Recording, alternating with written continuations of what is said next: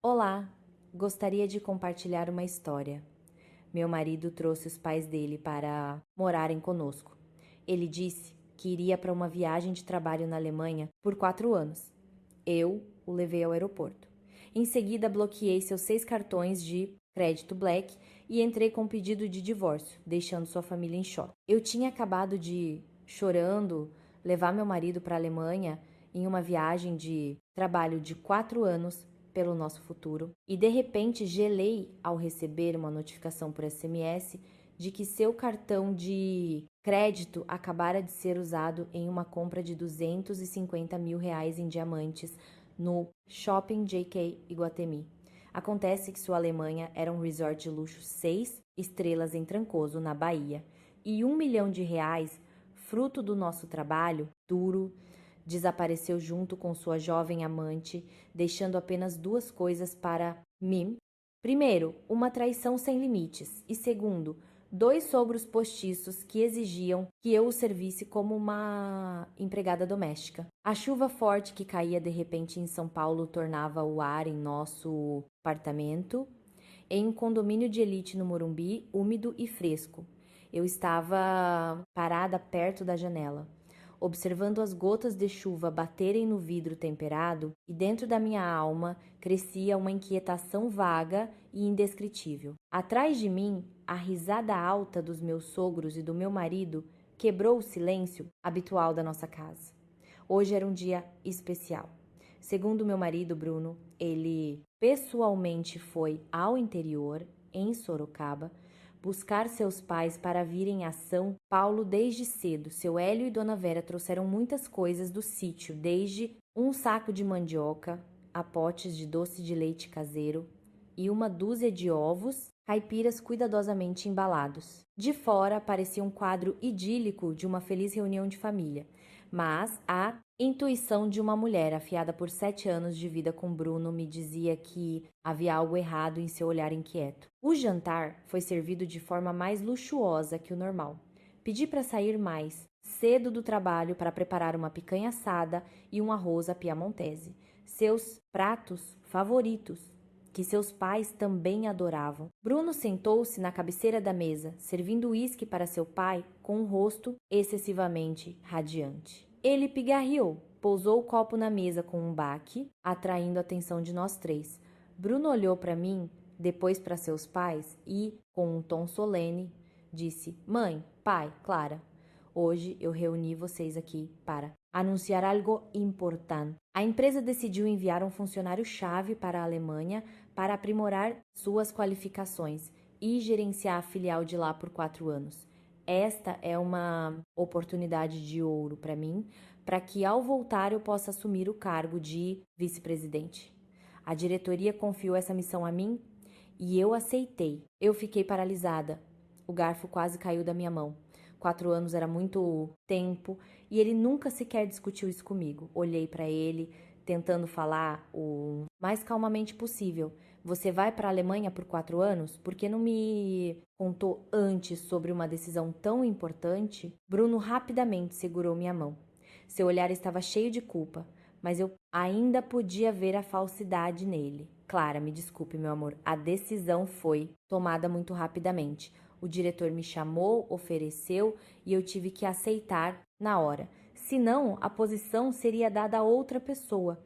Eu estou indo pelo futuro da nossa família. Eu quero que, quando eu voltar, possamos dar uma vida melhor para você e para os nossos futuros filhos. Comprar uma casa grande no interior, não ficar apertados neste apartamento. Dona Vera, ao ouvir que seu filho iria para o exterior, seu rosto se iluminou. O sorriso nunca deixou seu rosto. Ela bateu na coxa e, com uma voz alta que superava o som da chuva lá fora, exclamou: Meu Deus, isso sim é sorte! 7 gerações da nossa família sonharam com algo assim. Nosso Bruno é incrível. Ir para a Alemanha, para a Europa. Hélio, você ouviu? É um orgulho para toda nossa família. Vá, meu filho, não se preocupe. A Clara cuidará da casa. Seu Hélio também assentiu, erguendo o copo e bebendo com satisfação. Um homem precisa ver o mundo. Sua atitude está correta, filho. Sua mãe e eu te apoiamos totalmente. Bruno virou-se para mim, apertando minha mão suavemente, como se tentasse transmitir confiança, mas sua palma estava fria como gelo. Ele continuou sua exposição do que chamou de seu plano perfeito. Clara, eu vou para longe e não posso te deixar sozinha em casa. E, mais importante, não posso deixar meus pais idosos sozinhos no sítio sem supervisão. Por isso, já pensei em tudo. Durante os 4 anos que eu estiver fora, meus pais vão morar aqui com você. Assim, eles não ficam sozinhos e você também terá ajuda na cozinha. E por outro lado, você pode cuidar da saúde deles cumprindo o dever de uma filha por mim. Você é minha esposa atenciosa e compreensiva. Você não vai me decepcionar, vai? As palavras de Bruno eram como um laço invisível se apertando em meu pescoço. Ele me colocou em uma posição difícil. Se eu recusasse, me tornaria a nora egoísta e mesquinha que atrapalha a carreira do marido e não quer cuidar dos pais dele. Mas se eu concordasse, enfrentaria a perspectiva de viver sob o mesmo teto com uma sogra, conhecida por seu temperamento difícil e crítico, enquanto meu marido estaria sabe-se lá onde. Olhei de relance para Dona Vera e vi como ela me olhava com um olhar inquisidor. Respirei fundo, tentando reprimir a irritação que começava a surgir em meu peito. Não vou atrapalhar sua carreira, mas sobre seus pais morarem aqui por 4 anos, acho que precisamos discutir isso. Eles estão acostumados com o espaço amplo do sítio, enquanto aqui o apartamento é apertado. Tenho medo que eles não se sintam confortáveis e isso possa afetar a saúde deles. Além disso, eu passo o dia todo no escritório, temo não conseguir dar a atenção que eles merecem. O rosto de Dona Vera escureceu imediatamente. Ela colocou o prato na mesa com força.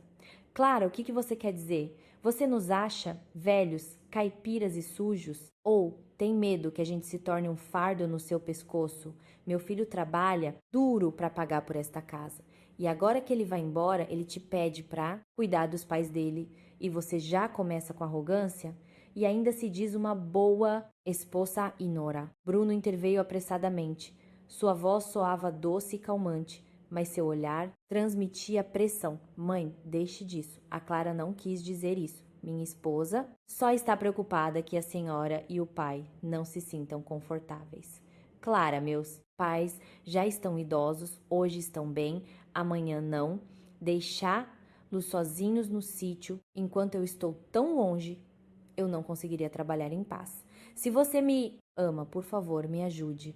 Pense que está me ajudando a carregar o fardo desta família para que eu possa construir minha carreira tranquilamente. Eu prometo que todo o meu salário de lá vou te mandar. Compre o que quiser, gaste com o que quiser. Ouvindo sobre dinheiro e responsabilidade, percebi que não poderia recusar diretamente na frente de seus pais. Fui forçada a sentir com relutância, sentindo um peso enorme em meu coração. Tudo bem, já que vocês já decidiram tudo e os pais querem ficar. Eu concordo. Só peço que sejam mais compreensivos se eu fizer algo errado. Bruno soltou um suspiro de alívio, serviu mais uísque para o pai e começou a descrever um futuro brilhante sobre uma chácara com piscina e viagens pela Europa para toda a família. As risadas voltaram e eu fiquei ali sentada, mastigando o arroz que parecia amargo, olhando para Bruno. O homem com quem dividia a cama por anos e de repente senti que ele se tornara um estranho. Por que ele estava com tanta pressa de ir? Por que ele não ousava olhar nos meus olhos ao falar sobre a viagem?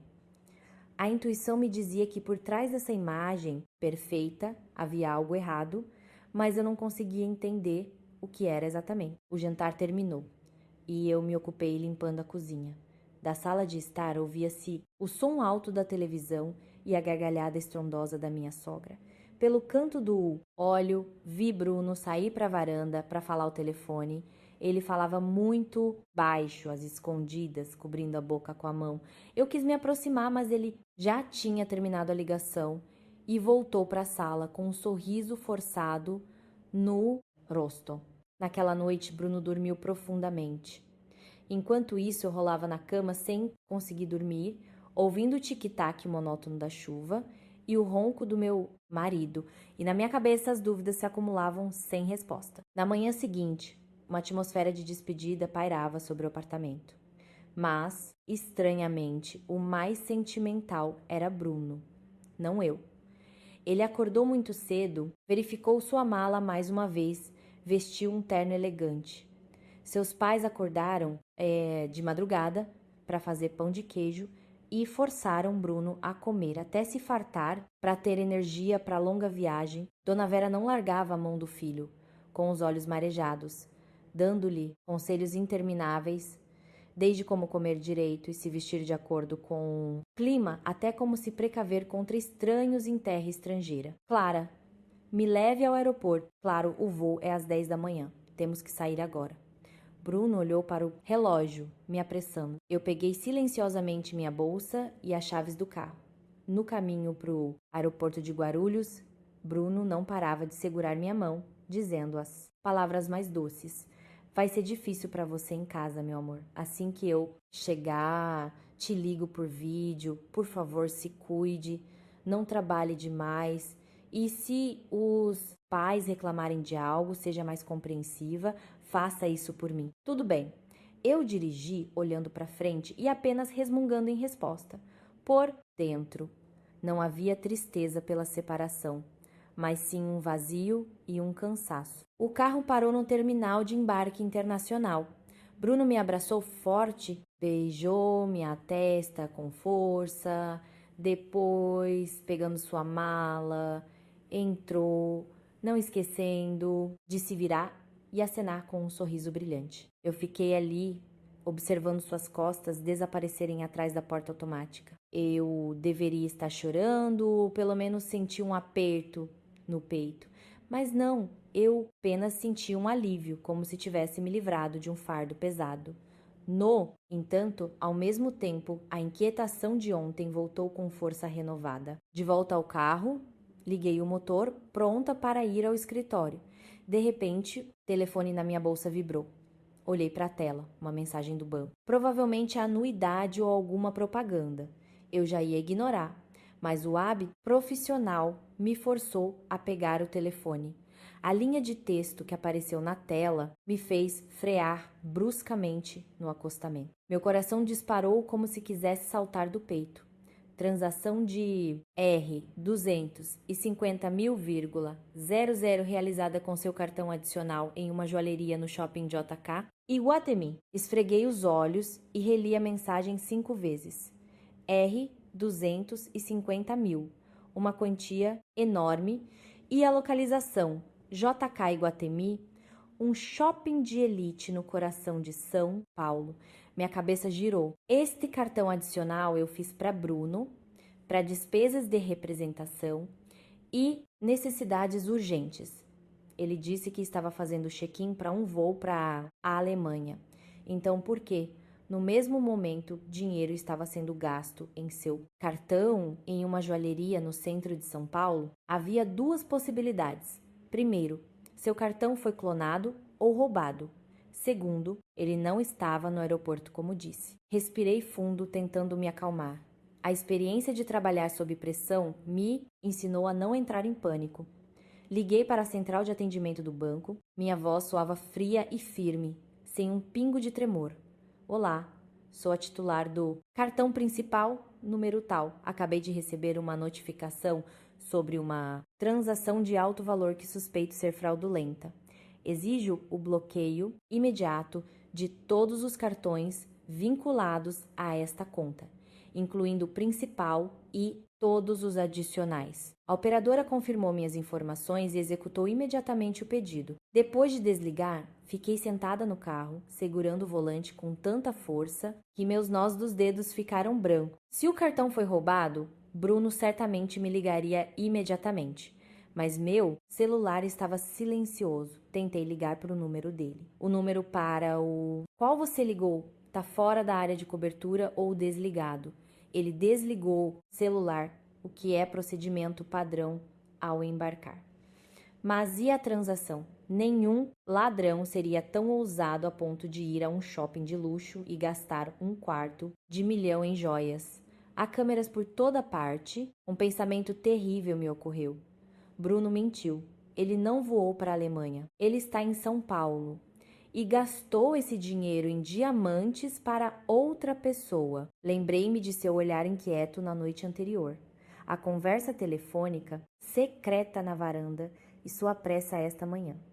Todas as peças do quebra-cabeça começaram a se encaixar em uma imagem aterrorizante. Eu não fui para o escritório, fiz o retorno e dirigi para o centro da cidade.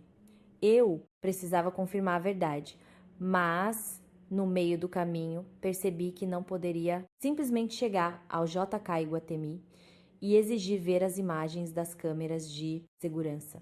Eles não as forneceriam a um particular. Parei um café tranquilo, pedi um café preto sem açúcar. O amargor do café me ajudou a voltar à realidade. Abri o aplicativo do banco no celular e verifiquei o histórico de transações.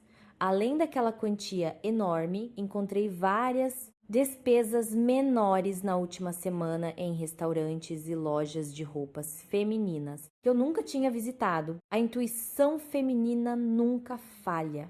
Fui enganada, uma fraude grande e cruel.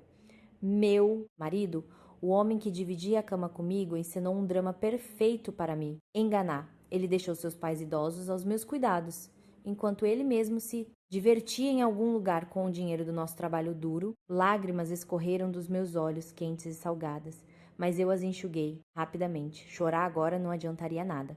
Eu precisava de provas, eu precisava saber exatamente onde Bruno estava e o que estava fazendo. Lembrei-me de Gabriel, meu amigo desde a faculdade, que agora trabalhava com TI e tinha muitos contatos. Eu liguei para ele. Gabriel, é a Clara. Você pode me ajudar com um assunto urgente? Preciso rastrear a localização e os movimentos de uma pessoa. É uma questão de vida ou morte para mim. Do outro lado da linha, Gabriel entendeu a seriedade da situação pela minha voz e concordou imediatamente. Desliguei o telefone, olhando o trânsito intenso pela janela. A chuva de ontem parou, o sol apareceu, mas na minha alma uma tempestade estava apenas começando. Eu não ia deixar barato. Se Bruno ousou me trair, ele pagaria muito caro. Voltei para casa quando já estava escuro. No apartamento não havia mais vestígios das risadas da manhã. Em vez disso, uma atmosfera opressiva pairava. Assim que entrei, vi uma bagunça incrível. Cascas de amendoim espalhadas por todo o chão da sala. Copos largados na mesa. A TV ligada no volume máximo, exibindo um programa de comédia. Meu sogro dormia no sofá, com os pés no braço do sofá, roncando alto. Enquanto isso, minha sogra remexia na geladeira. Ao me ver, Dona Vera não perguntou se eu estava cansada do trabalho, mas bateu a porta da geladeira com força e disse em tom de reprovação: "Onde você estava? Seu pai e eu estamos morrendo de fome aqui. O jantar não está pronto. Você quer nos matar de fome de propósito?" Olhei para o relógio, eram apenas 18h30. Normalmente, a essa hora, eu estaria acabando de sair do trabalho. Contendo a raiva, coloquei minha bolsa na cadeira e respondi com calma: "Acabei de chegar do trabalho, Dona Vera. Tem arroz e comida na geladeira. A senhora sabe cozinhar, não sabe?" Dona Vera arregalou os olhos, colocou as mãos na cintura e se aproximou. "Ah, você está muito espertinha agora, não é? O marido mal foi embora e você já está mostrando sua verdadeira face. Eu sou sua sogra. Vim aqui para descansar, aproveitar o fruto do trabalho do meu filho, não para te servir. Meu filho trabalha duro para pagar por esta casa e você só precisa servir aos pais dele. Nem isso quer fazer." Eu a encarei nos olhos, sem vacilar. Antes eu era paciente pela paz da família, por respeito a Bruno. Mas agora, sabendo que ele me enganou, meu respeito por esta família evaporou. "A senhora está certa, Dona Vera. Eu também trabalho e ganho dinheiro. E metade deste apartamento foi comprado com meu dinheiro. Não estou pedindo para a senhora ser minha empregada. Mas eu também não sou a sua." Dona Vera ficou boquiaberta, parecendo nunca ter esperado tal resistência de mim. Ela já estava se preparando para gritar, mas eu a interrompi com um gesto. "Estou cansada e não quero discutir. mas como vamos viver juntos por um bom tempo, acho que precisamos estabelecer algumas regras para evitar conflitos. Fui até a cozinha, servi um copo de água, bebi de um gole e voltei para a sala, onde meu sogro já tinha acordado e olhava confuso para o que estava acontecendo. Eu disse claramente: primeiro, comida. Eu trabalho o dia todo e só posso cozinhar o jantar. Café da manhã e almoço são por conta de vocês. A comida eu comprarei e guardarei na geladeira. Quem come, limpa. A louça deve ser lavada, imediatamente não empilhada na pia. Dona Vera gritou: como você ousa? Eu não a deixei terminar e continuei. Segundo, limpeza. Nosso piso é de madeira. Andem com cuidado. Não joguem lixo no chão. Cada um limpa seu próprio quarto e, sem minha permissão, não entrem no meu quarto. E, finalmente, enfatizei cada palavra. Terceiro, respeito ao espaço pessoal. Eu chego do trabalho cansada. Preciso descansar. Por favor, falem mais baixo e diminuam o volume da TV depois das 22. O rosto de Dona Vera ficou vermelho de raiva. Ela se virou para seu Hélio e gritou: você viu, Hélio? Como essa sua nora já subiu na nossa cabeça? O Bruno mal foi embora e a esposa dele já está expulsando os pais. Meu Deus, por que meu destino é esse? Seu Hélio também franziu a testa. Sua voz se tornou mais baixa e autoritária. Clara, você não tem vergonha de falar assim? Nós somos mais velhos, você é mais nova. Você tem que nos respeitar. Quer criar regras para quem? Esta casa é do meu filho e nós vamos ficar aqui como quisermos. Eu sorri amargamente. Seu Hélio, a escritura deste apartamento está em nosso nome. Metade do dinheiro da entrada foi presente dos meus pais. A outra metade financiamos junto com o Bruno. O Bruno foi embora. Eu sou a dona desta casa. Só quero que todos vivam de acordo com as regras, para que eu tenha energia para trabalhar e pagar as parcelas do financiamento. Se vocês não se sentem confortáveis, podem sempre voltar para o sítio. Lá é mais espaçoso. Minhas palavras foram como um banho de água fria. Eles sabiam perfeitamente que no sítio não havia ar-condicionado, nem uma cama quente como aqui. Dona Vera ficou em silêncio, mas seu olhar estava cheio de ódio. Tudo bem, espere só. Vou ligar para o Bruno. Vamos ver como ele educa a esposa dele. Ela pegou o telefone e começou a discar freneticamente o número de Bruno. Mas, claro, do outro lado só havia o tom de chamada longa, ou a mensagem de que o número não podia ser contatado. Eu a observei tentando ligar em vão e, por dentro, sorri com cinismo. Seu filho está se divertindo com a amante. Ele não se importa com as suas queixas. Naquela noite, não cozinhei o jantar. Entrei no meu quarto e me tranquei. De fora, ouvia os xingamentos da minha sogra e o som de pratos sendo batidos. Coloquei fones de ouvido, pus uma música instrumental e tentei me isolar daquele caos. Eu precisava guardar minhas forças. A guerra estava apenas começando e eu seria vencedora. Na primeira noite, sem meu marido, não me senti sozinha. Senti-me mais forte do que nunca. Eu disse a mim mesma: Clara, você não pode ser fraca. Você tem que se proteger e proteger o que é seu. Na manhã seguinte, acordei mais cedo que o normal.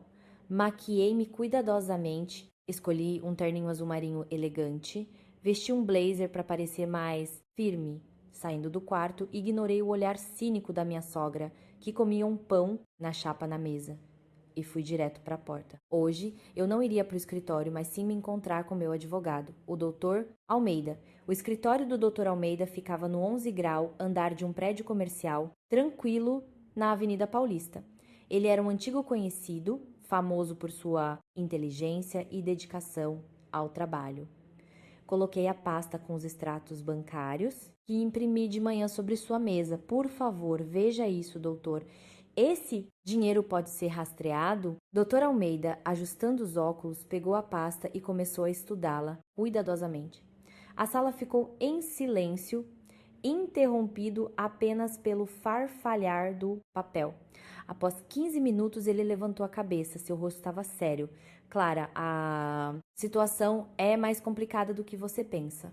minha equipe já verificou essas transações.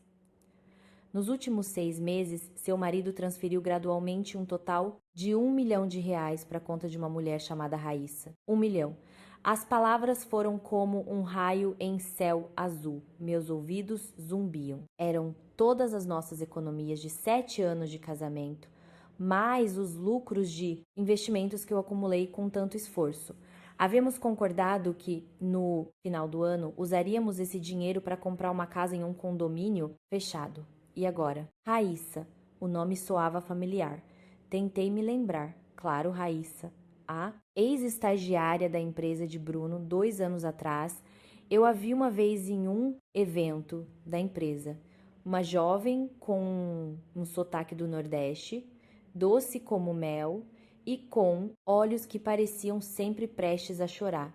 Na época, ela sempre girava em torno de Bruno, chamando de seu Bruno com a respiração suspensa. Eu até a elogiei por sua educação, sem perceber que estava criando uma cobra no meu peito. Dr. Almeida continuou sua análise. Sua voz era calma, mas cada palavra cortava meu coração. As transferências foram muito astutas, às vezes 50 mil, às vezes 100 mil. A descrição da transação sempre era pagamento de fornecedor, compra de material. Sem ver o quadro geral, é muito difícil suspeitar de algo. Esta Raíssa tem 24 anos, é de Recife. Oficialmente, ela não trabalha em lugar nenhum, mas há 2 meses, um apartamento de luxo na Vila Nova Conceição foi comprado em seu nome. Cerrei os punhos com tanta força que minhas unhas cravaram na palma da mão. Bruno planejou isso há muito tempo. Ele desviou nossos bens comuns para construir um ninho com sua amante. Aquele 1 milhão era meu suor, minhas lágrimas, minhas noites sem dormir no trabalho. Os momentos em que me contive para não fazer compras. E ele pegou tudo e deu para outra mulher. O que devo fazer agora, Dr. Almeida? Não posso simplesmente perder esse dinheiro. Ele me olhou com simpatia. Agora você precisa se acalmar. Temos a prova do fluxo de dinheiro. Mas para recuperar teremos que provar que era patrimônio do casal e que a transferência foi feita sem o seu consentimento, com o objetivo de ocultá-lo. Vou te ajudar a preparar a ação de divórcio e o pedido de arresto para bloquear os bens dele. Mas primeiro você precisa confirmar onde Bruno está agora. Eu assenti. Em meus olhos ardia o fogo do ódio. Eu vou encontrá-lo. Obrigada, doutor. Saindo do escritório do advogado, sentei-me no carro, sentindo um aperto no peito. Olhei para a multidão na rua, cada um correndo com seus próprios assuntos. Quantas outras mulheres como eu foram enganadas. Lembrei-me das palavras doces de Bruno. Eu faço tudo pela família. Eu te amo mais do que tudo. Acontece que eram todas palavras vazias. Abri o celular e vi nossa foto de casamento como papel de parede. Na foto, Bruno sorria, segurando minha mão com força. Agora, olhando para ela, só sentia nojo. Troquei o papel de parede por uma tela preta. A partir de hoje, Bruno estava morto para mim. O que restava era apenas um inimigo chamado Bruno. Fui para a empresa dele. Eu precisava falar com sua chefe. O drama intitulado Viagem de Trabalho para a Alemanha precisava acabar logo. Queria ver o que restaria de Bruno quando sua máscara fosse arrancada. O escritório de Bruno ficava em um moderno prédio de vidro na Faria Lima. Entrei no saguão, respirando fundo para me acalmar. Eu não vim para fazer um escândalo. Vim como uma esposa atenciosa, preocupada com o destino do marido. Um disfarce perfeito para desmascarar a mentira. A moça da recepção me reconheceu e sorriu. Boa tarde, dona Clara. A senhora veio ver o seu Bruno? Mas ele tá de férias. Eu sorri de volta, educada e contida. Eu sei. Quero ver a diretora, Drá. Cristina, para um assunto pessoal. Já tem um horário. Eu menti. Não tinha horário nenhum, mas como esposa de um chefe de departamento, tinha certeza de que Cristina me dedicaria alguns minutos. Subi ao escritório da diretoria e bati na porta. Ao ouvir entre, empurrei a porta. Cristina, que estava debruçada sobre documentos, surpreendeu-se ao me ver e tirou os óculos. Ah, claro, o que aconteceu? Aconteceu alguma coisa? por favor, sente-se, tome uma água. Sentei-me à sua frente, com as mãos no colo, tentando parecer o mais ingênua possível. Boa tarde, Dra. Cristina. Desculpe pela visita inesperada. É que meu marido, Bruno, foi para a Alemanha com tanta pressa ontem que, na confusão, esqueci de perguntar o endereço exato para enviar os remédios dele. Ele partiu tão de repente e o celular dele talvez ainda não tenha sido comprado. Não consigo contatá-lo. Vim até a senhora para pedir o contato da filial na Alemanha. Dra. Cristina me olhou, os olhos arregalados de surpresa. Ela franziu a testa e perguntou como se não acreditasse no que ouvia. Alemanha? Onde você disse que Bruno foi? Para a Alemanha. Agora era minha vez de fingir surpresa. Sim, ele disse que a empresa o designou para um aperfeiçoamento e para gerenciar a filial na Alemanha por 4 anos. Ele voou ontem às 10 da manhã. Dra. Cristina riu, mas em sua risada havia confusão e seriedade. Clara, você não está enganada? Nossa empresa não tem filial na Alemanha. E mesmo que houvesse um projeto, não seria o Bruno a ir. Ele acabou de pedir 2 semanas de férias ontem. No pedido, ele mencionou que a esposa estava gravemente doente, ele precisava ficar em casa para cuidar dela e depois levar lá para tratamento em Singapura. Eu congelei como se um balde de água gelada tivesse sido derramado sobre mim. Esposa gravemente doente. Ele ousou usar minha saúde, minha vida, como desculpa para seus prazeres. Ele me amaldiçoou para conseguir férias e se divertir com a amante. A raiva ferveu dentro de mim, mas eu a contive. Apenas mostrei uma expressão de choque e dor indizível, dizendo com a voz trêmula: a senhora está falando sério? Ele disse que a esposa estava doente? Mas eu estou perfeitamente saudável. Eu fui trabalhar. Por que ele diria isso? Dra. Cristina era uma mulher inteligente. Vendo minha reação e a inconsistência nas palavras de Bruno, ela começou a adivinhar o que estava acontecendo. Ela se levantou, contornou a mesa e deu um tapinha gentil no meu ombro. Clara, acalme-se. Declaro oficialmente que não há nenhuma decisão sobre uma viagem de trabalho de Bruno para a Alemanha. O fato de ele ter mentido para você e para a empresa é uma grave violação da ética profissional. Você tem certeza de que ele embarcou? Eu assenti. Lágrimas correram livremente. Desta vez eram lágrimas de humilhação real. Eu o levei até o aeroporto. Mas esta manhã descobri que o cartão de crédito dele foi usado para comprar joias aqui em São Paulo. Cristina, fui enganada. Ele me enganou. Enganou seus pais idosos. Cristina suspirou e balançou a cabeça. Que canalha. Eu não esperava que ele pudesse ser tão cruel. Não se preocupe, vou ordenar uma verificação de todo o trabalho e documentação dele antes da entrega de cargo. Se ele ousou enganar a empresa também, não vou deixar barato. E quanto ao seu assunto familiar, resolva com calma. Se precisar de ajuda com qualquer documento, é só me ligar. Sussurrei palavras de agradecimento e me despedi. Saindo do escritório da diretora, vi o céu sobre São Paulo ficar cinzento. Tudo ficou claro. Não havia viagem de trabalho, não havia futuro brilhante. Apenas um marido astuto, um mentiroso profissional que gastou meu dinheiro para construir um castelo de areia com outra mulher. O próprio Bruno queimou todas as pontes. Ele pensou que eu era uma dona de casa tola que só sabia concordar. Ele estava errado. Quando uma mulher é encurralada, sua resistência pode ser mais forte que qualquer tempestade. Peguei meu celular e liguei para meu advogado. Doutor Almeida, inicie o processo. Quero congelar tudo. Quero que ele não tenha um centavo sobrando no bolso. Vamos ver quanto tempo o amor verdadeiro dele com aquela garota vai durar. Eu me afastei. O som dos meus saltos no piso de mármore soava frio e firme. O jogo estava apenas começando. Na manhã seguinte, cheguei ao escritório com um humor completamente diferente. Se antes eu pensava constantemente no que cozinhar para o jantar, se o marido gostaria, se os sogros não se ofenderiam, Agora todos os meus pensamentos estavam focados em um único objetivo: trabalho e o plano de vingança. Vesti um elegante terninho branco, passei um batom mais vibrante que o normal e entrei na sala de reuniões com a postura de um general. Hoje eu tinha uma reunião importante com parceiros estrangeiros para assinar o contrato do próximo trimestre. Um projeto no qual eu havia dedicado toda a minha alma e energia. A reunião estava tensa. Eu estava em frente ao quadro branco, analisando a estratégia de mercado, quando meu celular na mesa começou a vibrar sem parar.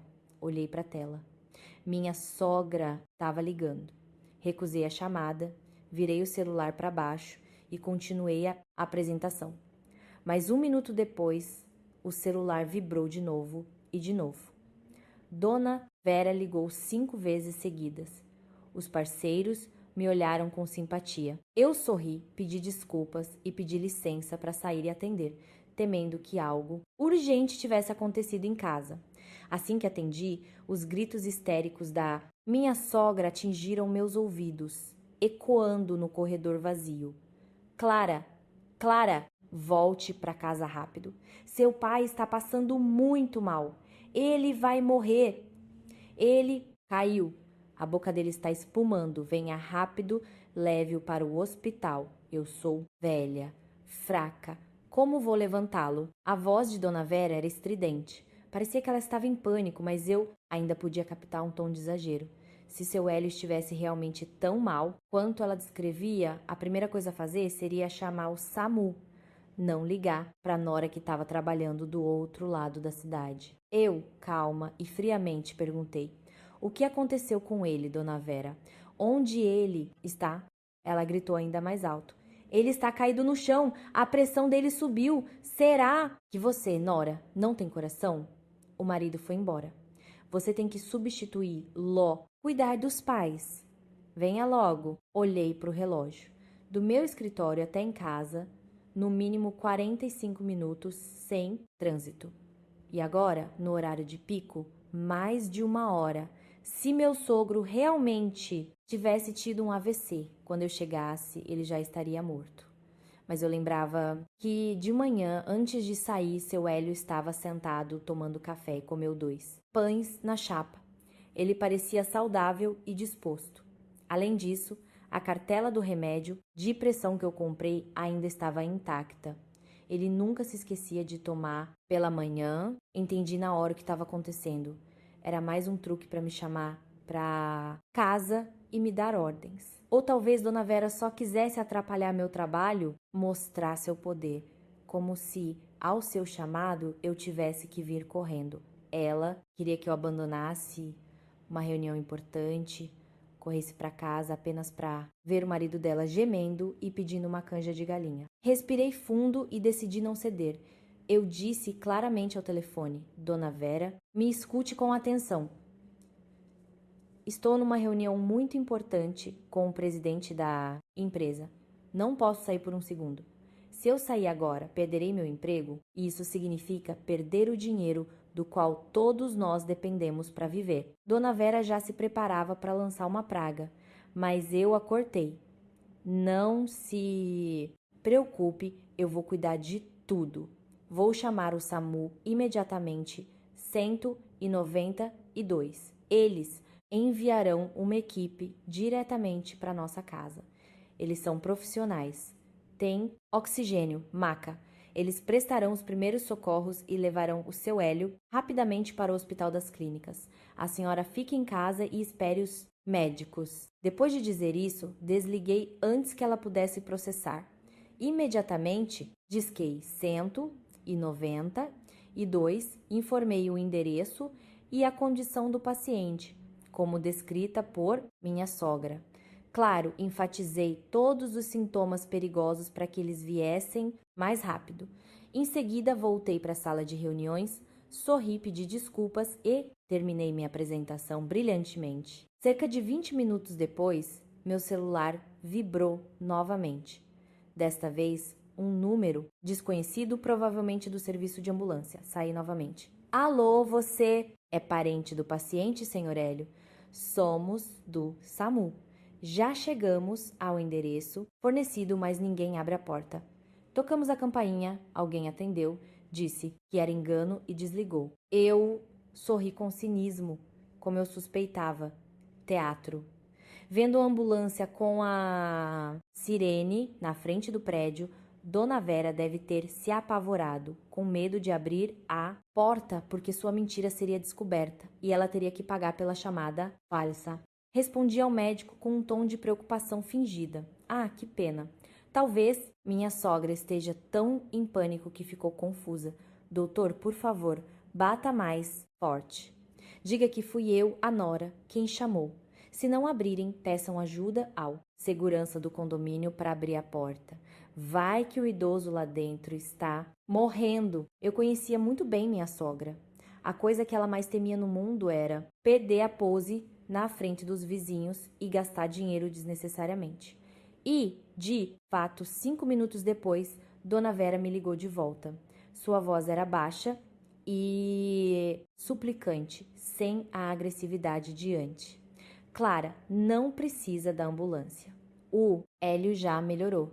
Foi só uma queda de pressão. Dei um copo de água com açúcar e ele já está consciente. Mande eles ir embora.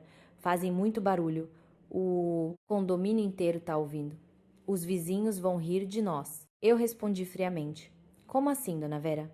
A senhora disse que a boca dele estava espumando e ele estava caído no chão. Com a saúde dos idosos não se brinca. Eu já paguei pela chamada e pelo serviço. Os médicos já estão aí. Deixe-os examinar. Para nossa tranquilidade. Se acontecer algo com o seu Hélio, não vou conseguir me perdoar. Recusei-me terminantemente a cancelar a chamada. No final, Dona Vera teve que abrir a porta e deixar os médicos entrarem, que, na frente do segurança e dos vizinhos curiosos, mediram a pressão e o pulso de seu Hélio. O resultado, ele estava perfeitamente saudável. Pressão normal. Todos os indicadores como os de um jovem. Os médicos o repreenderam pela chamada falsa e pelo desperdício de recursos. Dona Vera teve que, com vergonha e a contragosto, pagar pelo serviço da ambulância. À noite, voltei do trabalho. O apartamento estava em silêncio. Seu Hélio, emburrado, assistia TV. Dona Vera, ao me ver, apenas lançou um olhar cínico, mas não ousou gritar e se irritar como antes. Ela percebeu que eu não era mais a nora submissa que podia ser manipulada. Usei sua preocupação exagerada para lhe dar uma lição de honestidade. Entrei no meu quarto, troquei de roupa, depois fui para a cozinha e preparei um miojo para mim. Não perguntei sobre a saúde do meu sogro. Eu já sabia que ele estava mais saudável do que eu. Minha atitude fria era uma declaração de guerra sem palavras. Chega de manipulação com doenças. A partir de hoje, nesta casa, tudo seria do meu jeito. No terceiro dia, após a partida de Bruno, encontrei Gabriel em nosso café favorito nos jardins. Gabriel chegou mais cedo e sentou-se em um canto reservado, com o rosto sério. Ele era meu melhor amigo desde a faculdade e a única pessoa em quem eu podia confiar no momento. Trabalhando com TI, ele era mestre em encontrar informações em redes sociais e bancos de dados inacessíveis para pessoas comuns. Assim que me sentei, Gabriel silenciosamente me passou um tablet. Na tela, uma foto ampliada com clareza. Um amigo meu tirou essa foto por acaso ontem de manhã no aeroporto de Porto Seguro. Ele viu esse casal. Eles estavam muito íntimos e o rosto do homem parecia familiar para ele. Então ele tirou a foto por via das dúvidas. Olhe bem. Prendendo a respiração, olhei para a foto. Não havia como errar. O homem na foto com uma camisa florida, shorts brancos e um chapéu panamá era Bruno, meu marido. Ele não parecia em nada com um empresário em viagem de trabalho para a Alemanha. Ao lado dele, uma jovem com um vestido sensual de costas abertas. Ela se inclinava em seu ombro e sorria largamente. Era Raíssa, a estagiária. Eles estavam no balcão de recepção de um resort de luxo de 6 estrelas em Trancoso. A mão de Bruno envolvia sua cintura com firmeza e a mão de Raíssa repousava arrogantemente em seu peito. Mas meu sangue ferveu não pelo abraço deles, mas pelo objeto brilhante no pulso esquerdo de Raíssa. Ampliei a foto ao máximo. Em seu pulso fino e branco, um relógio Rolex Datejust com mostrador cravejado de diamantes. Lembrei-me de como, um mês atrás, Bruno chegou em casa se gabando de ter recebido um bônus enorme de um projeto. Ele disse que queria comprar um bom relógio para parecer mais imponente nas reuniões com parceiros. Na época, acreditei nele, até fiquei feliz por ele. Acontece que ele usou nosso dinheiro para comprar relógios de casal. Um, ele usava. E o segundo, um Rolex feminino que eu desejava, mas achava um desperdício de dinheiro, agora adornava o braço de sua amante. Meus olhos se encheram de raiva. O sentimento de traição e humilhação me inundou. Bruno não apenas me traiu, ele deu tudo de melhor, o mais valioso da nossa família para outra mulher. Gabriel me olhou com preocupação. Clara, você está bem? Eu encontrei outra coisa. Eles reservaram uma vila com vista para o mar no complexo do resort por 7 dias. O preço da diária é de 15 mil reais. A reserva está no nome de Bruno. 15 mil por noite. 7 noites. 105 mil. Mais as passagens de classe executiva, comida, presentes. Essa viagem custou quase 250 mil reais. E, em casa, minha sogra negociava comigo cada maço de couve. Bruno reclamava constantemente das dificuldades na empresa, dos bônus cortados, para me dar menos dinheiro para as despesas da casa. Mas para sua amante, ele esbanjava. Enxuguei as lágrimas e olhei para Gabriel com um olhar firme. Estou bem. Muito obrigada, Gabriel. Esta foto e as informações da reserva são provas de ouro para o tribunal? Gabriel assentiu. Eu já salvei todos os dados, incluindo os posts do Instagram dela, com a geolocalização. Ela postou para amigos, mas eu consegui pegar. Ela está se gabando de que o futuro marido lhe deu uma lua de mel antecipada. Futuro marido, lua de mel. As palavras eram como sal na ferida. O que Bruno prometeu a ela? Que voltaria e se divorciaria da esposa velha para se casar com ela? Que eu era a empregada idiota cuidando da casa enquanto ele se divertia. Cerrei os punhos com tanta força que as unhas cravaram na palma da mão para me manter sã. Tudo bem, Bruno. Você quer bancar o rico no resort? Eu vou te mostrar o que significa ser um rico de mentira. Você tá no paraíso agora, mas eu vou te derrubar pro inferno em breve. Virei-me para Gabriel. Me ajude com mais uma coisa. Monitore todas as atividades deles nas redes sociais. E agora eu vou pro Dr. Almeida. É hora de fechar a torneira. Levantei-me e ajeitei minhas roupas. A dor inicial se transformou em força. Eu não era mais a esposa mole e submissa. Eu era Clara, uma talentosa diretora de marketing. E eu usaria meu cálculo frio para obter justiça. Aquela foto seria o bilhete de ida de Bruno para fora da minha vida, de mãos vazias. No escritório do Dr. Almeida, o dia estava corrido, mas ele ainda priorizou meu caso. Coloquei todas as novas provas que Gabriel e eu reunimos em sua mesa. A foto de Trancoso, as informações da reserva do resort e o comprovante da compra do Rolex no JK Iguatemi, pouco antes da partida. O advogado examinou cuidadosamente cada documento e assentiu com satisfação. Excelente, Clara. Com essas provas, temos todos os motivos para pedir ao tribunal uma ordem de arresto e bloqueio de bens. As ações de Bruno mostram claramente uma tentativa de ocultar patrimônio. A transferência de 1 milhão para Raíssa e os gastos luxuosos sob o pretexto de uma viagem de trabalho. Esta é uma base legal sólida. Sentei-me à sua frente com as costas retas. Minha voz não tremia.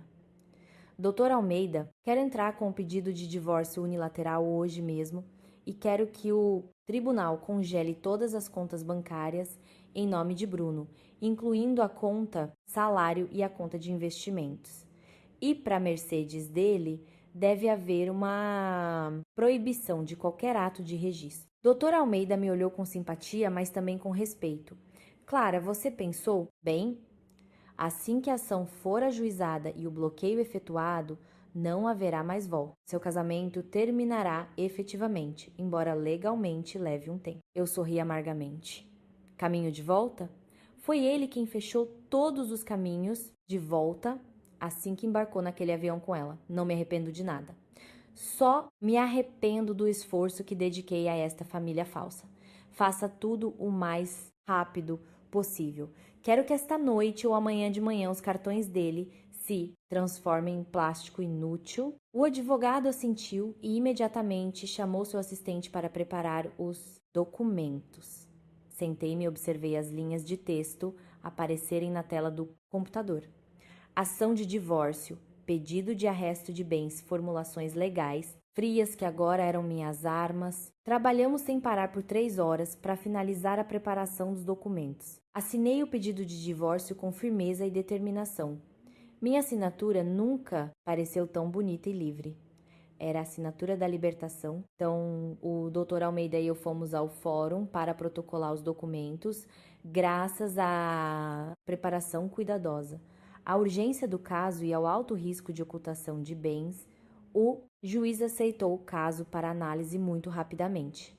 Depositamos uma caução, procedimento obrigatório para o bloqueio de contas. Paguei com minhas economias pessoais, sem hesitar. No final do dia, a decisão liminar do tribunal foi emitida. O documento com o selo oficial ordenava que todos os bancos relevantes congelassem as contas de Bruno. Outra cópia foi enviada ao Detran para proibir qualquer ação sobre sua Mercedes. Segurando essa decisão nas mãos, senti um peso enorme ser levantado dos meus ombros. O fluxo financeiro foi bloqueado. Bruno não poderia mais tirar um centavo do nosso patrimônio comum para mimar sua amante. Saí do prédio do tribunal. O sol da tarde iluminava a calçada. Liguei para Gabriel. Tá tudo resolvido. A rede foi lançada. Agora é só esperar o peixe ser pego. Do outro lado, Gabriel riu alegremente. Incrível. Tenho certeza de que esta noite em Trancoso haverá uma tempestade. E você, descanse. Junte forças para lutar com os 2 velhos em casa. Ao ouvir sobre meus sogros, fiz uma careta, mas agora eu não tinha medo deles. Eu tinha o as na manga. O apartamento em que morávamos estava legalmente registrado em nosso nome, mas a maior parte do dinheiro veio dos meus pais. Eu não permitiria que eles mandassem no meu território novamente. Voltei para casa sentindo-me uma vencedora. Bruno, você se acha o mais esperto? Acha que pode me enganar e aproveitar a vida? Você está errado. Quando o amor de uma mulher acaba, ela se torna mais implacável que qualquer homem. Aproveite seu último jantar de luxo esta noite, porque amanhã você será pobre no sentido literal da palavra. Cheguei em casa quando já estava muito escuro. Assim que entrei, senti o cheiro forte de comida. A sala de estar parecia um campo de batalha. Latas de cerveja vazias, ossos de frango roídos largados na mesinha de centro. A TV transmitia música alta. Seu Hélio estava sentado no sofá, com as pernas cruzadas sobre o braço do sofá, fumando. A cinza do cigarro caía diretamente no meu caro piso de madeira. Dona Vera estava deitada no outro sofá, olhando o celular e rindo alto. Ao me verem, nem me cumprimentaram, nem se deram ao trabalho de limpar a bagunça. Dona Vera me olhou de cima a baixo e lançou palavras ácidas. Ou a senhora, diretora, chegou. Não cozinhou o jantar, querendo matar os pais do seu marido de fome de propósito. Tivemos que pedir frango assado. Gastamos muito dinheiro. Eu não respondi nada. Silenciosamente me aproximei. Desliguei a TV.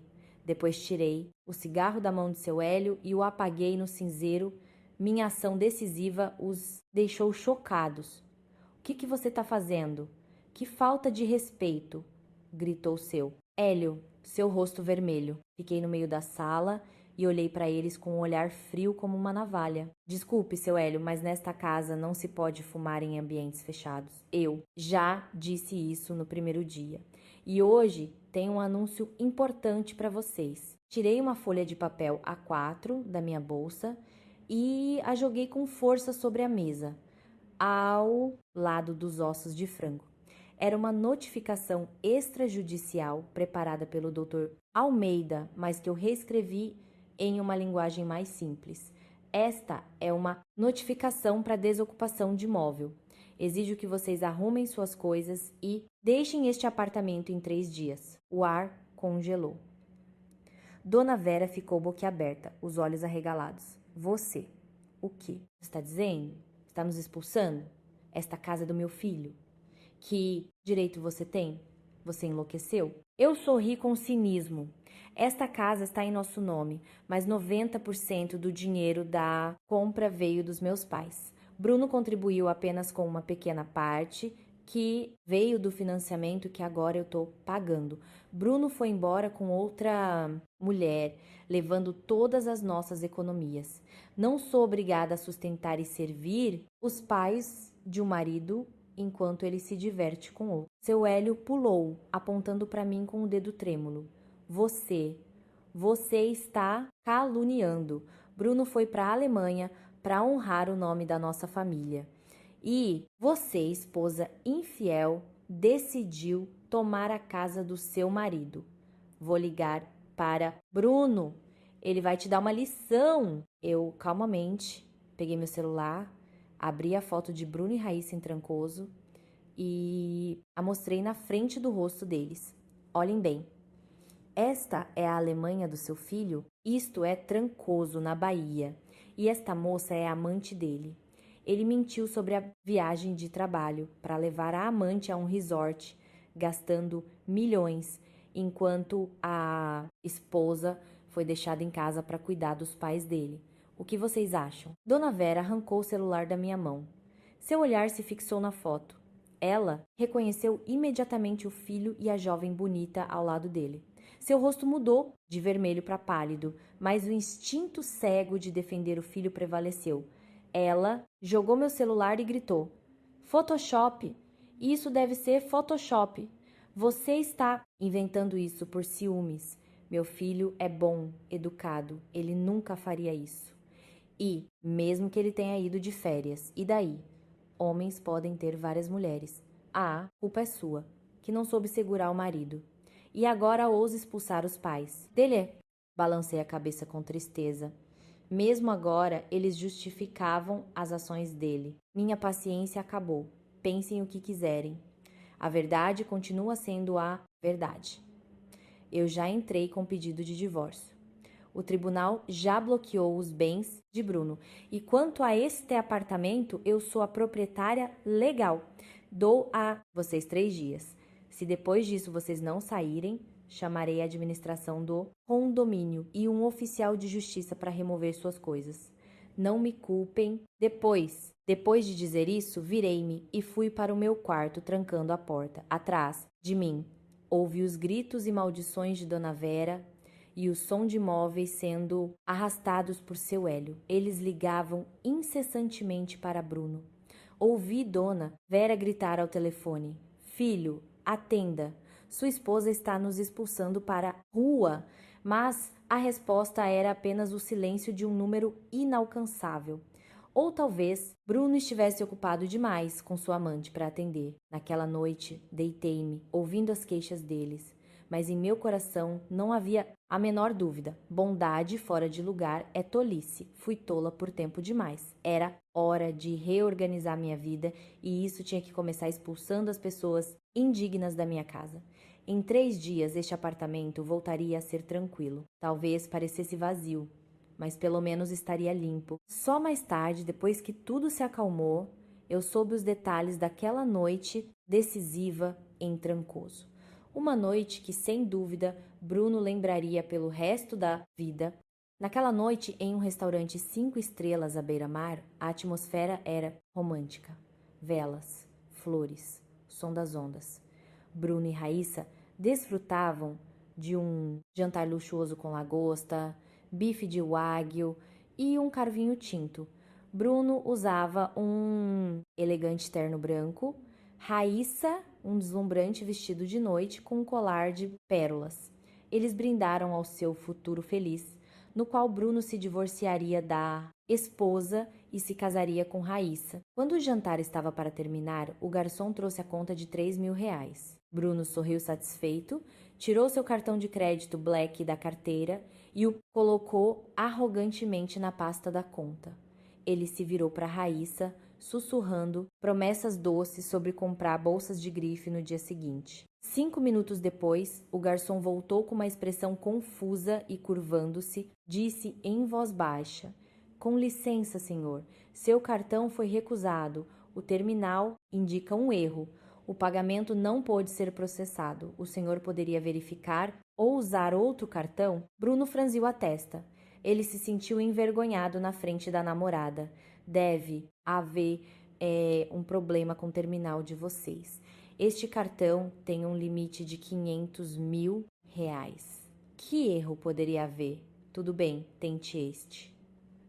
Bruno tirou outro cartão, um Visa Platinum de outro banco. O garçom foi e voltou, balançando a cabeça com ar de culpa. "Também não passou, senhor?"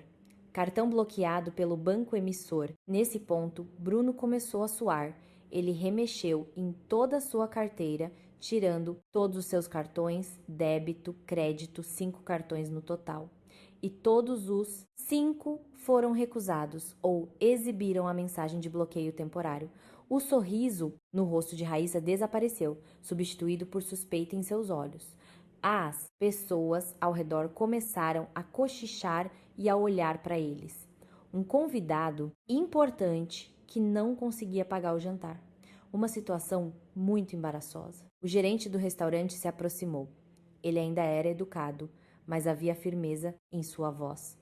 "Senhor Bruno, o sistema informa que todos os seus cartões são inválidos. Pedimos que o senhor pague a conta em dinheiro ou por transferência. Além disso, acabamos de ser informados pela recepção que o cartão de crédito que o senhor usou para garantir o pagamento do quarto por 7 noites também foi recusado.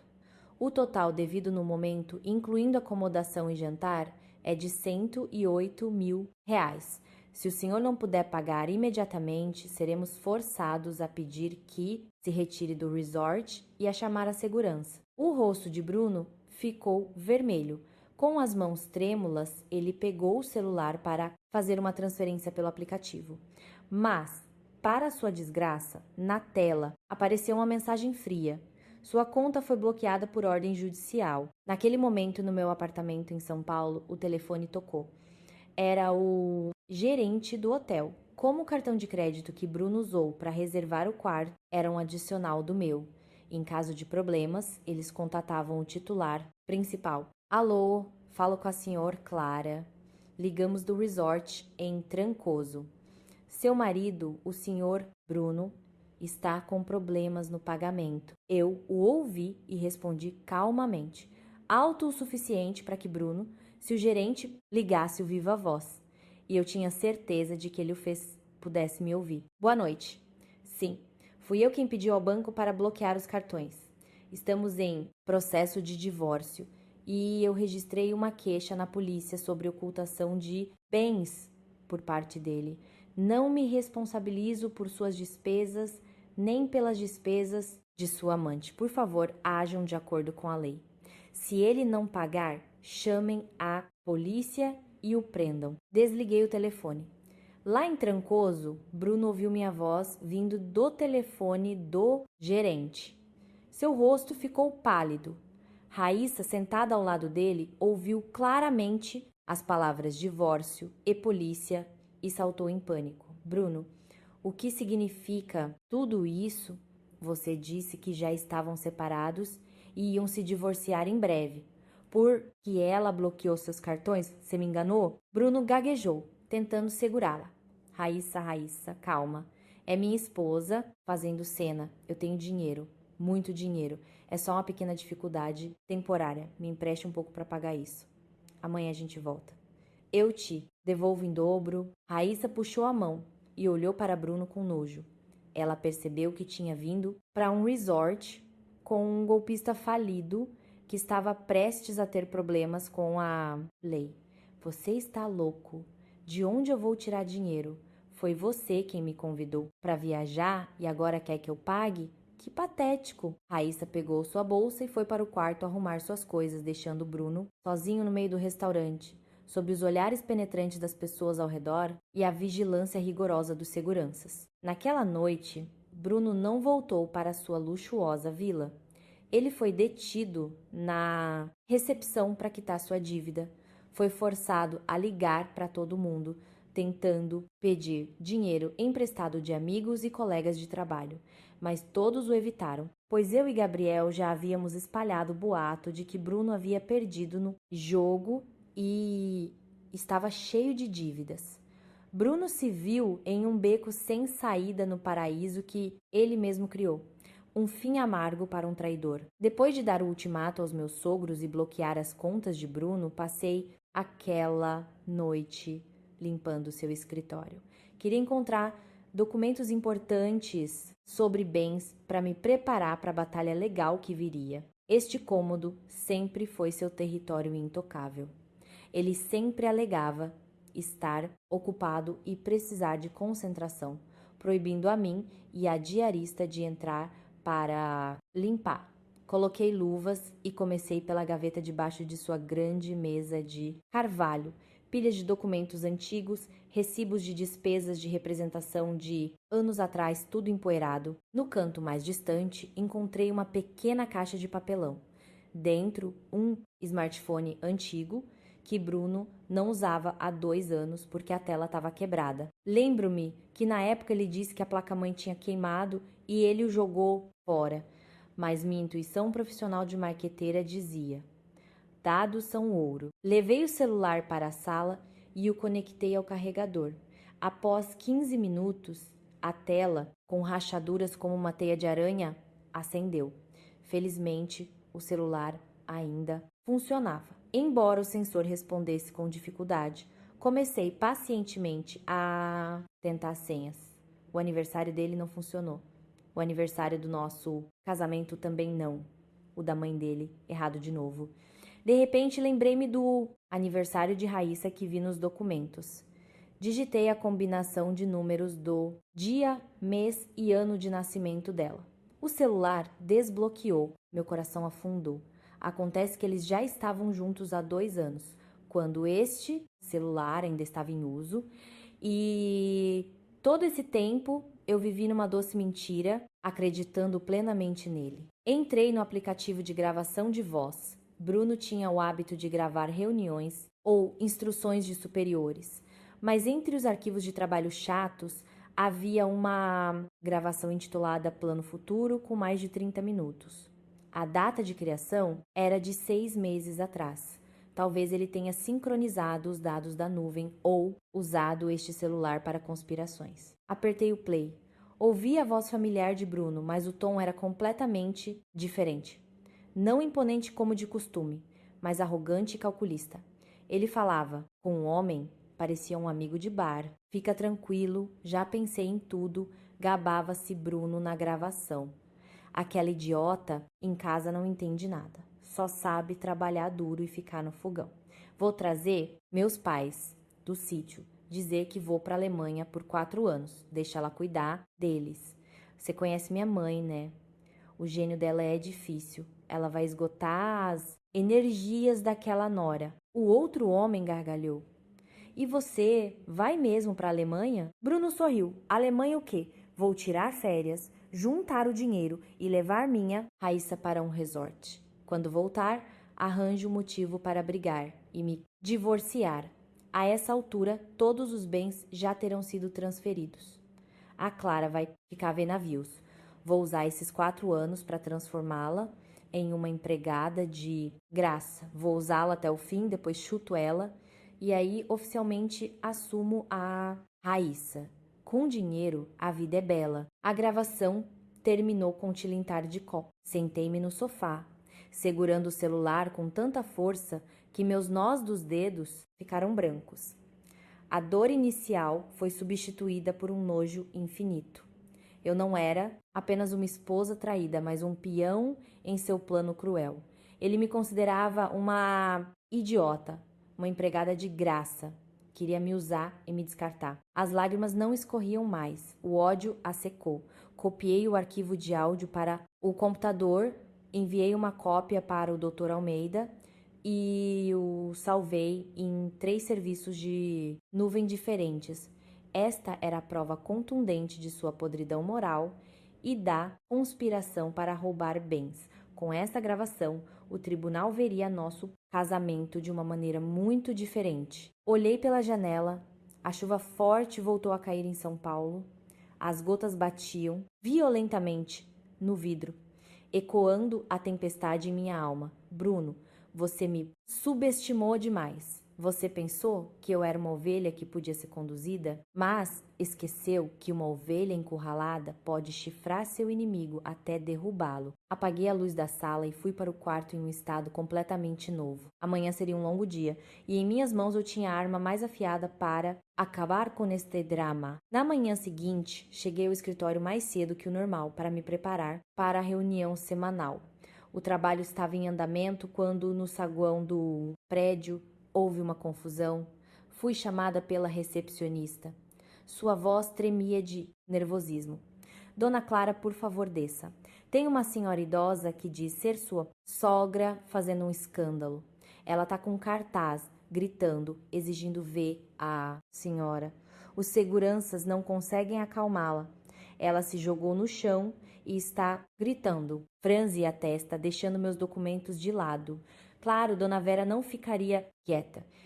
Ela decidiu usar o velho truque, me envergonhar na frente dos colegas de trabalho, me fazer ter medo e retirar o processo. Ajeitei meu blazer, retoquei o batom para parecer mais confiante e desci calmamente pelo elevador até o primeiro andar. A porta do elevador se abriu e vi a cena caótica. Dona Vera, com um vestido marrom velho e cabelo desgrenhado, estava sentada no chão, no meio do saguão. Em suas mãos segurava um pedaço de papelão com uma escrita grosseira: Nora ingrata atrai e expulsa os sogros para a rua. Um grupo de funcionários de várias empresas se reuniu ao redor dela, todos filmando com seus celulares. Ao me ver, Dona Vera pulou e correu em minha direção, tentando arrancar meu cabelo, mas 2 seguranças a detiveram. Ela começou a urrar, sua voz estridente ecoando por todo o saguão de mármore. Gente, de bem, olhem para esta diretora. O marido dela trabalha duro para sustentar lá, enquanto ela aqui se envolve com outros homens e depois expulsa os pais doentes. Para a rua no meio da chuva!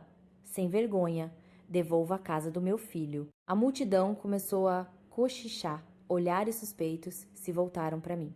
Em nossa sociedade, acusações de infidelidade e desrespeito aos mais velhos são as mais terríveis para uma mulher. Dona Vera sabia disso perfeitamente e atacou meu ponto mais fraco, minha reputação. Fiquei imóvel com as costas retas, sem demonstrar medo ou vergonha. Gesticulei para os seguranças se afastarem. Tirei meu celular da bolsa e o conectei a uma caixa de som portátil que pedi para minha assistente trazer. Liguei o alto-falante.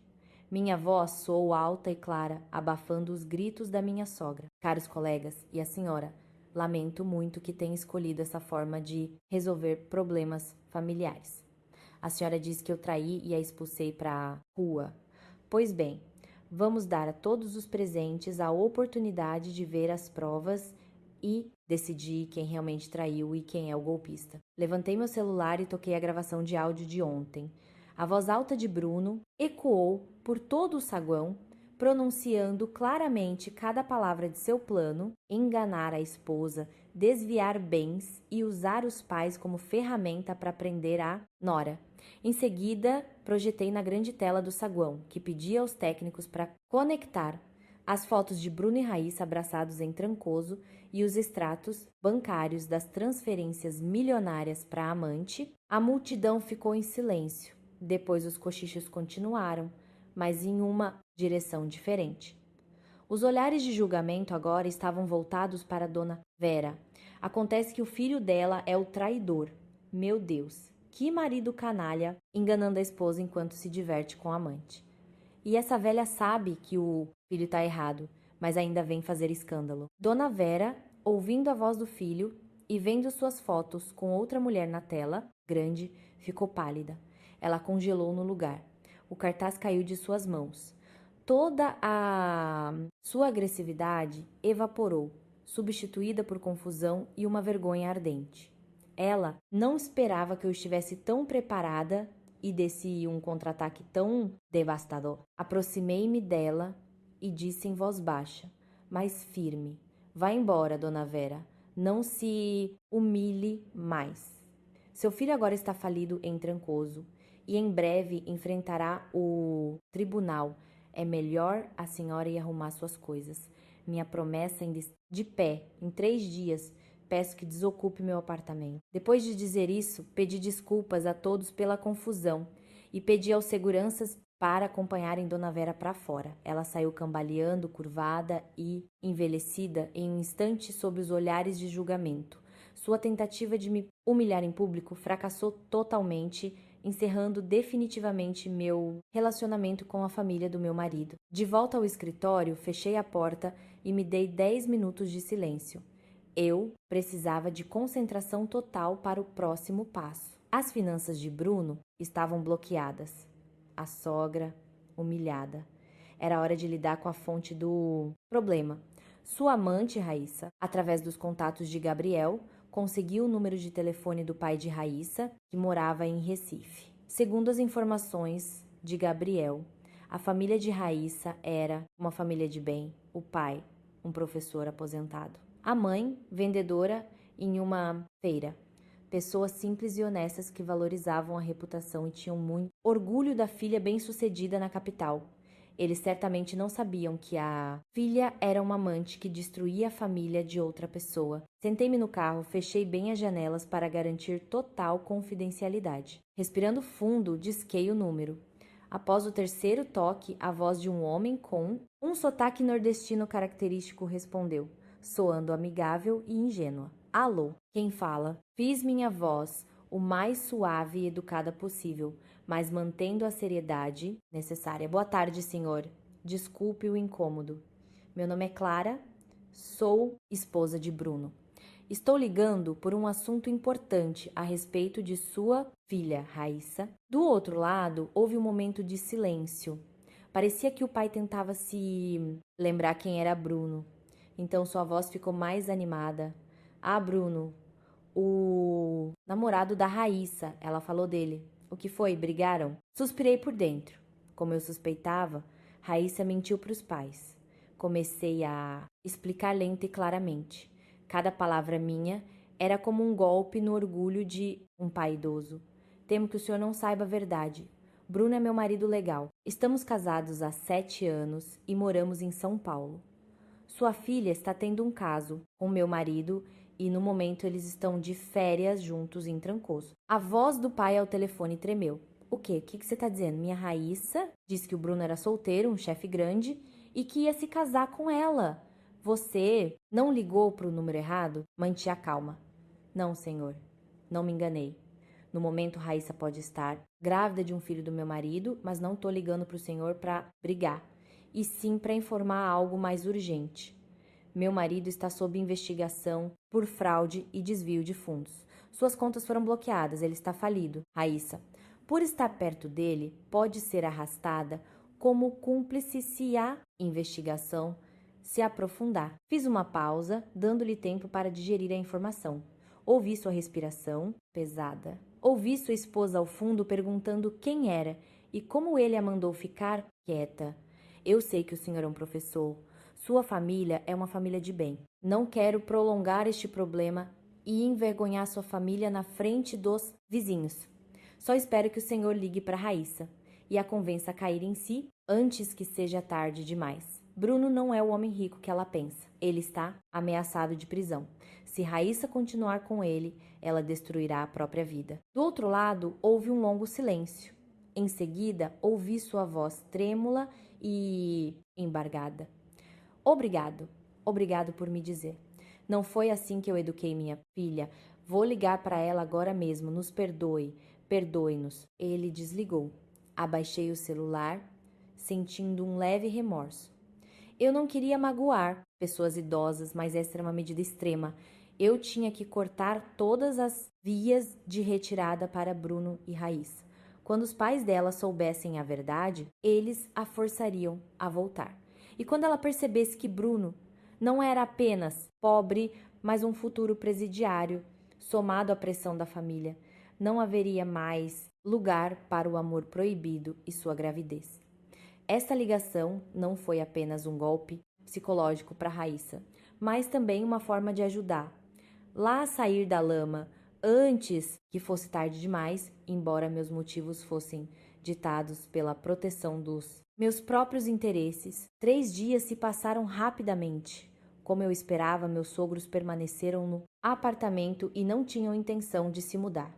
Eles estavam convencidos de que eu estava apenas blefando, que no Brasil nenhuma nora ousaria expulsar os pais do marido por medo da fofoca e da acusação de desrespeito. Mas eles estavam errados. A antiga Clara morreu no dia em que Bruno embarcou naquele avião. Na manhã do 4º dia, pedi licença do trabalho. Não vim sozinha, mas com um oficial de justiça e 2 representantes da administração do condomínio. Paramos em frente à porta do apartamento. Toquei a campainha. Silêncio, embora eu pudesse ouvir o som da TV ligada. Toquei a campainha mais uma vez e então aproximei meu cartão da fechadura, mas a porta estava trancada por dentro com uma corrente. De trás da porta, ouvi a voz desafiadora de seu Hélio. Nem tente entrar. Eu troquei a fechadura. Vamos ver como você vai nos expulsar. Esta casa foi comprada pelo meu filho. Tenho o direito de morar aqui, assenti para o oficial de justiça. Ele ligou uma câmera para gravar o ocorrido. Eu disse em voz alta, mas calma, em direção à porta: Senhor Hélio, eu dei 3 dias, mas o senhor se recusou a cooperar. Este apartamento pertence a mim e a Bruno. Na ausência dele, sou a única proprietária legal presente. A retenção ilegal da propriedade e a troca de fechaduras pelo senhor são uma violação da lei. Hoje convidei um oficial de justiça e a administração do condomínio para registrar o fato da reintegração de posse da minha propriedade. Se o senhor não abrir a porta, serei forçada a chamar um chaveiro para arrombar a fechadura e os seguranças entrarão para realizar a desocupação forçada. De dentro, silêncio. Gesticulei para o chaveiro. Ouviu-se o som estridente de uma furadeira. 5 minutos depois, a fechadura foi arrombada. Na sala, no sofá, sentados e encolhidos, estavam seu Hélio e Dona Vera. Seus rostos estavam pálidos de medo quando as pessoas de uniforme entraram no apartamento. Eles tentaram gritar, mas ao verem a câmera apontada para eles e os rostos firmes dos seguranças, eles se acovardaram. Apontei para uma pilha de caixas de papelão que eu havia preparado. Contratei uma empresa de mudanças. Eles ajudarão vocês a embalar seus pertences pessoais. Por favor, peguem apenas suas roupas e itens pessoais. Qualquer propriedade do apartamento, TV, geladeira, itens de decoração, permanecerá aqui. Todas as suas ações estão sendo gravadas. Os trabalhadores da mudança agiram rapidamente. Roupas, remédios, pequenos objetos, tudo foi colocado diretamente nas caixas. Dona Vera chorava e me amaldiçoava, chamando-me de nora sem vergonha e malvada. Ignorei tudo, de braços cruzados, supervisionando o processo. Quando a última caixa foi selada, entreguei um envelope e um pedaço de papel com um endereço para seu Hélio. Senhor Hélio, Dona Vera, apesar do tratamento de vocês para comigo, ainda mantenho um último pingo de respeito. Este é o endereço de um hotel simples a 2 quilômetros daqui. Paguei um quarto por uma semana. Vocês podem ficar lá até o Bruno voltar ou até voltarem para o sítio. E aqui estão R$ 2.000 para as refeições de vocês. A partir de agora, me desobrigo de qualquer responsabilidade pela manutenção de vocês neste apartamento. Seu Hélio, tremendo de raiva, pegou o envelope e o enfiou no bolso. Ele me lançou um último olhar de ódio e arrastou Dona Vera para fora. Você vai pagar por isso sua cobra. Observei suas costas desaparecerem no corredor e senti um alívio imenso. Pedi ao chaveiro para trocar todas as fechaduras pelas mais modernas, com acesso por impressão digital, e apagar todos os dados antigos. O som da nova fechadura soou como um sino anunciando o início de um novo capítulo na minha vida. O apartamento ficou vazio, mais limpo e seguro. Eu havia reconquistado o meu território. Enquanto eu colocava as coisas em ordem em São Paulo, em Trancoso, Bruno vivia as horas mais terríveis de sua vida. Depois de ser expulso do hotel e Raíssa ter fugido, ele ficou sozinho na Bahia, com apenas algumas centenas de reais no bolso e os cartões bloqueados. Ele tentou ligar para Raíssa, mas o celular dela estava desligado. Ligou para os pais e descobriu que eles tinham acabado de ser expulsos de casa e agora estavam em um hotel precário. Bruno percebeu que havia perdido tudo. Ele precisava voltar para São Paulo, mas com que comprar passagem? A passagem de classe executiva de ida ele comprou com cartão de crédito, agora inútil. Ele foi até Arraial da Ajuda e encontrou uma loja de penhores. Tirou do pulso seu relógio Rolex Submariner, que ele comprou por quase 100 mil reais, seu orgulho, quanto por este, original, quase novo. O dono da loja, depois de examinar o relógio sob uma lupa, sorriu. O relógio é original, mas não tem caixa nem documentos. Por um desses, só posso te dar preço de coisa roubada.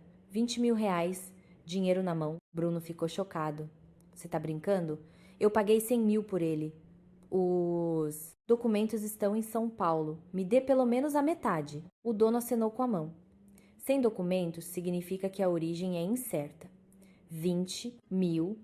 Preço final, com fome, encharcado e sem um centavo, Bruno, com os dentes cerrados, concordou. Segurando o maço de dinheiro, sentiu amargura. Há poucos dias, essa quantia era o custo de um único jantar para ele, e agora era sua única salvação. Ele comprou uma passagem no último assento da classe econômica. O voo atrasou 3 horas. Ele sentou na sala de espera, olhando os casais felizes, e seu coração doeu. Lembrou-se de quão orgulhoso saiu daquele aeroporto há poucos dias e olhou para si mesmo agora, sem se barbear, com roupas amassadas. No avião, ele ficou espremido entre dois homens corpulentos. Na cabine, crianças gritavam.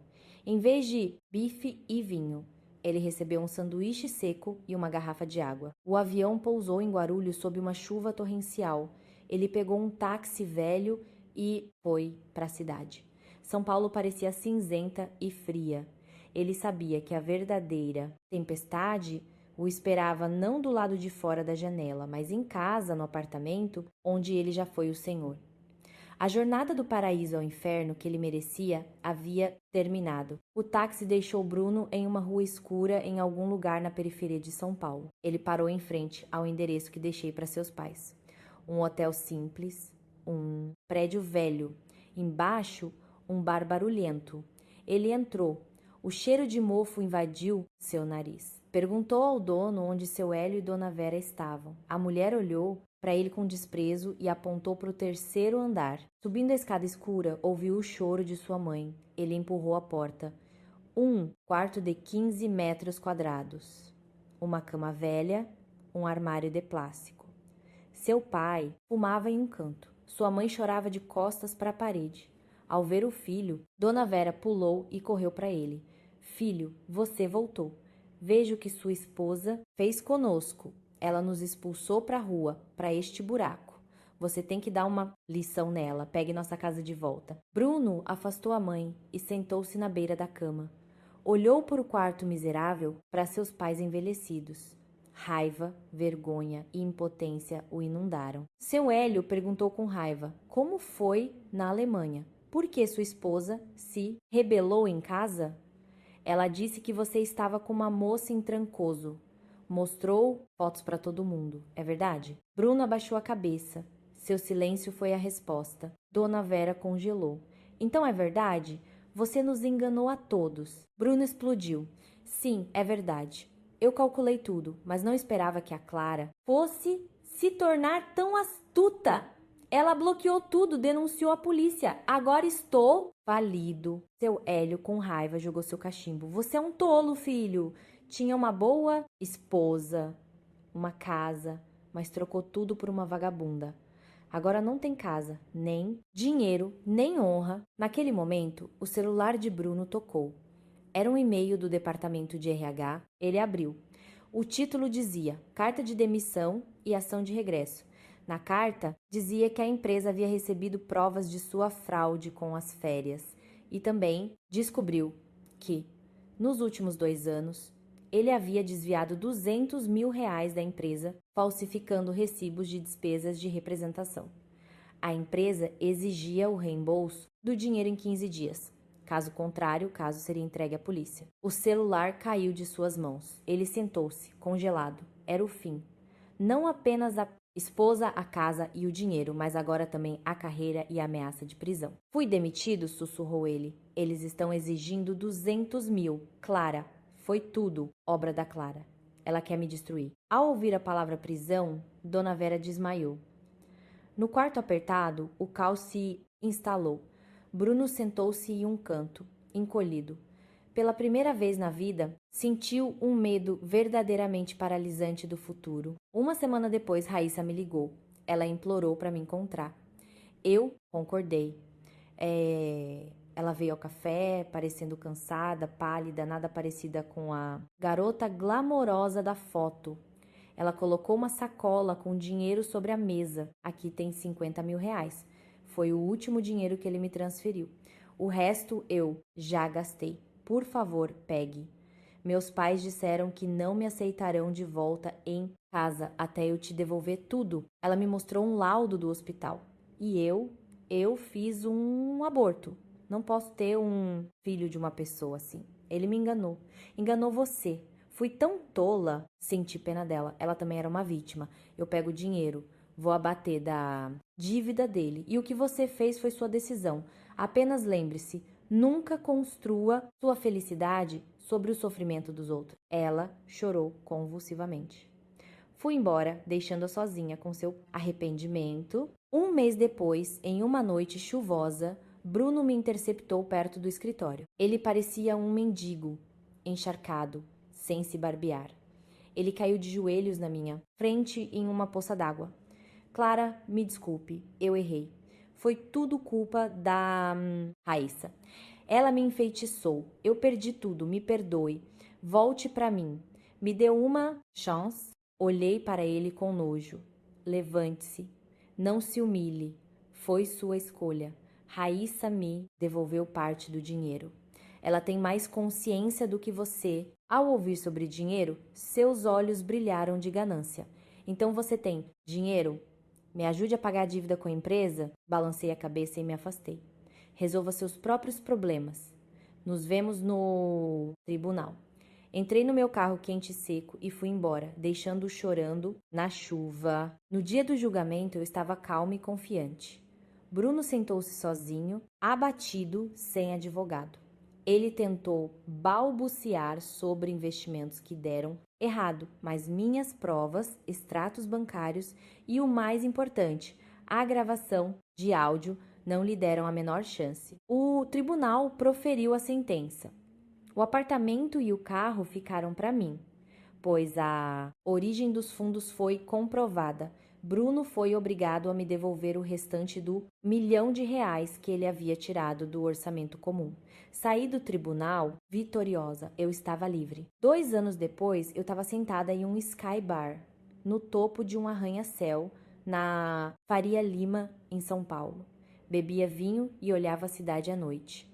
Após o divórcio, vendi aquele apartamento, me mudei e me tornei diretora regional de uma grande multinacional. Construí uma carreira brilhante, fiquei mais bonita e confiante. Uma mensagem de Gabriel chegou. Clara, adivinha quem eu encontrei? Pedi um Uber e o motorista era o Bruno. Ele enviou uma foto. Atrás do volante, magro, queimado de sol, usando o uniforme do serviço de transporte por aplicativo. Ele está péssimo, escreveu Gabriel. Ele me reconheceu, ficou com vergonha, em silêncio o caminho todo. Disse que ainda mora de aluguel, trabalha duro para pagar as dívidas. Os pais dele voltaram para o sítio. A mãe teve um derrame e está acamada. O pai virou um bêbado. Karma, olhei para a foto sem emoção. Era o preço de sua escolha. Guardei o celular. Ao meu lado, um homem elegante, Ricardo, meu sócio, que há 6 meses vinha me cortejando insistentemente, pensando em que ele perguntou suavemente, colocando uma taça na minha frente. Eu sorri no passado, mas já passou. Ele ergueu a taça ao nosso futuro brilhante. Brindamos. O tilintar das taças soou alegre, por uma nova vida livre e feliz. O velho livro do meu casamento havia terminado, abrindo as páginas em branco de um novo livro onde a autora agora era eu.